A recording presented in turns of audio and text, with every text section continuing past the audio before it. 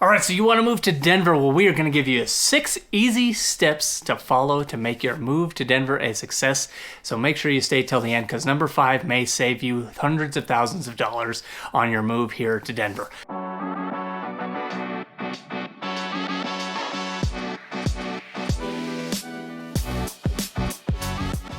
All right, the first thing you should do when you are just exploring a move out to Denver is make a trip out here if possible. I know you can learn a lot from like the YouTube videos that I put out, different areas of the city, different suburbs of Denver, different pockets of Denver to go and check out or to avoid, but the best thing you can do is come out here for a weekend and just explore all of what the Denver metro area has to offer and really get a feel for some of the different areas. If you are an outdoor enthusiast and you want to be quick access to all of the areas that can be outdoor activities, whether that's hiking, biking, mountain biking, going up into national parks and things. Something on the west end of Denver like Arvada, Lakewood, or Morrison might be the best, most valuable option for you. It might be the best neighborhood.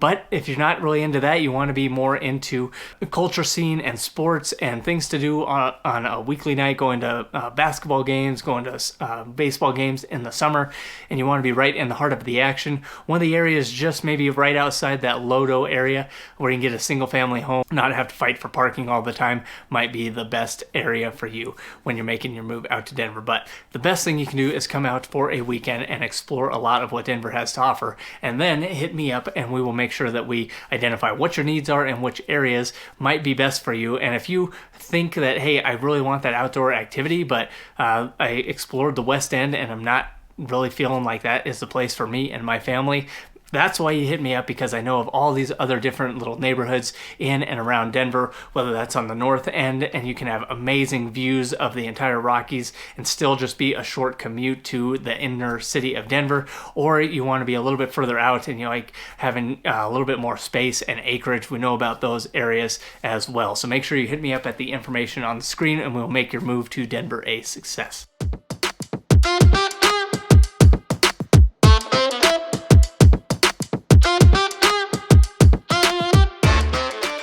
Okay, the other thing to prepare for is, one, the altitude and the weather that comes along with Colorado. So we all know about the altitude, Mile High City, all of that. And if you are exploring some areas that are outside the Denver metro on the west end or maybe even south, you may be 6,500 feet above sea level. So if you're coming from an area that's completely flat or you are very near sea level, altitude sickness can be a problem. So make sure you prepare for that. When you come out here, take it easy your first couple of days. There are over-the-counter medicines you can take for altitude sickness, but make sure that you are prepared before you get here for that altitude sickness and take it easy for the first couple of days. Second to that, our weather here. We're a very dry state, so make sure you're staying hydrated. Bring your own water bottle with you. Make sure that you have one with you when you come here. Not only that, but you are going to need like chapstick, sunscreen, and lotion when you come here because we are very dry. Even in the winter when we're getting snow, sometimes I feel like that is actually our driest time of the year. Our knuckles start to dry out, so make sure that you can bring some lotion with you, stay hydrated. We are closer to the sun and our air quality sometimes can be a little bit off, so make sure that you have sunscreen to protect yourself from the sun's rays. Also, when it snows and that sun comes reflecting off of that snow, if you're going to be spending time outside, make sure that you have sunscreen and your sunglasses just to protect yourself, as a heads up from a local who has had his eyes burned and his skin burned in the middle of winter.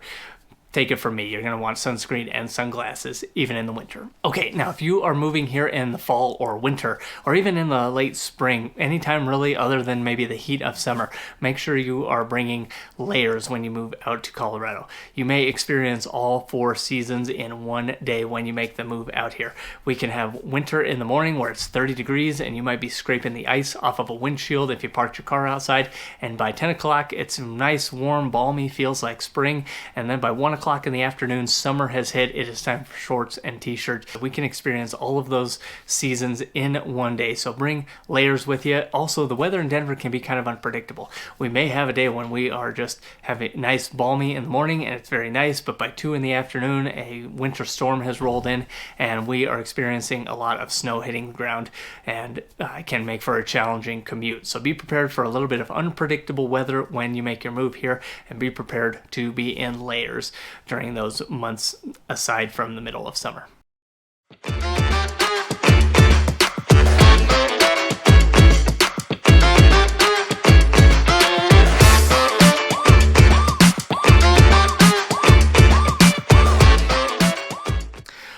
number 4. This one could save you a lot of money on your move out to Colorado, and it is make sure that you are researching different areas of town and budgeting accordingly. Know what your dollar can afford in the different areas of Denver.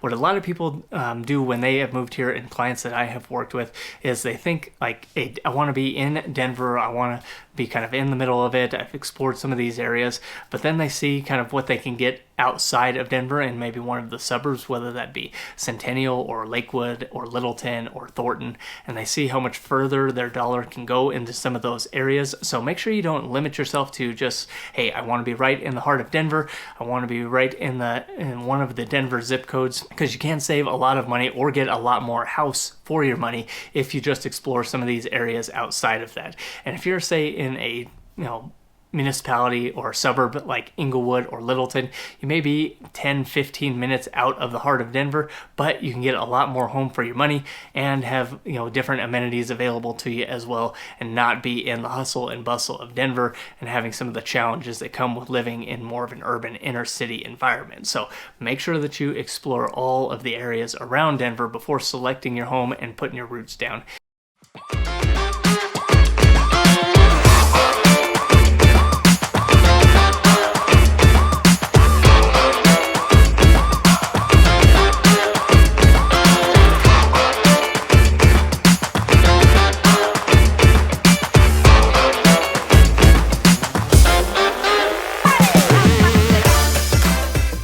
All right, step number 5 to make your move to Denver a success, especially, like I said, if you are moving here in the winter months, make sure that you are prepared for winter driving conditions.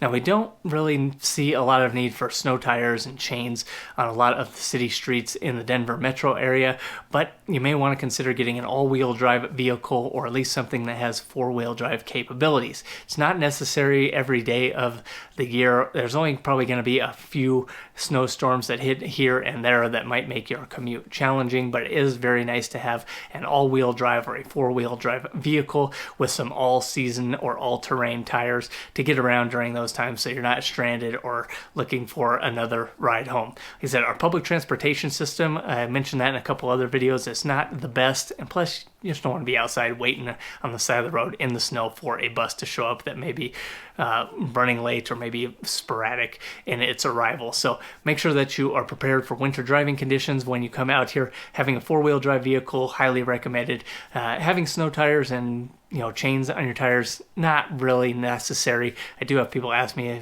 if they should invest in that. I'd say no. If you have a 4-wheel drive vehicle with all-terrain tires, you are going to be just fine, and you're going to be able to get around even in most of the worst of the blizzards that run through Denver.